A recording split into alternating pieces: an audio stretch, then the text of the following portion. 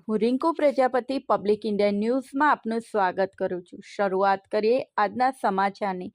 વિચરતી વિમુક્ત જાતિના વેલફેર બોર્ડના સભ્યએ બોરસદ ચોકડી ખાતે ખુલ્લી થયેલી સરકારી જમીનની મુલાકાત લીધી। આણંદ જિલ્લા વહીવટીતંત્ર દ્વારા થોડા દિવસો અગાઉ બોરસદ ચોકડી ખાતે સરકારી જમીન પર થયેલ ગેરકાયદેસર બાંધકામ તથા દબાણને દૂર કર્યા હતા। આ દબાણ દૂર કરતા વિસ્થાપિત થયેલ લોકોને મળવાને દૂર કરવામાં આવેલ દબાણોના નિરીક્ષણ માટે ભારત સરકારના વિચરમુક્તિ વિમુક્ત જાતિના વેલફેર બોર્ડના સભ્ય ભરતભાઈ પટણીએ આજરોજ આણંદ જિલ્લાની બોરસદ ચોકડી ખાતે થયેલ સરકારી ખુલ્લી જમીનની મુલાકાત લીધી હતી।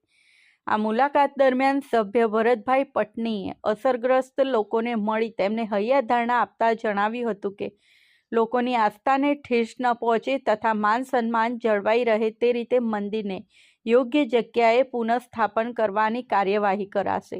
અસરગ્રસ્તોના અગ્રણીઓ દ્વારા એક સમિતિ બનાવીને તેમની જરૂરિયાતો તંત્ર સમક્ષ રજૂ કરવા જણાવી તેમની સમસ્યાનું નિવારણ થાય તે માટે શક્ય તમામ કાર્યવાહી કરવામાં આવશે તેમ જણાવ્યું હતું।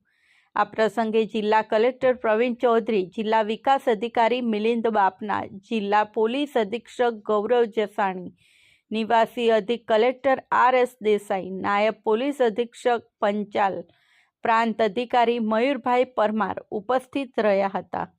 આ સાથે આજના સમાચારને અહીં સમાપ્ત કરીએ છીએ।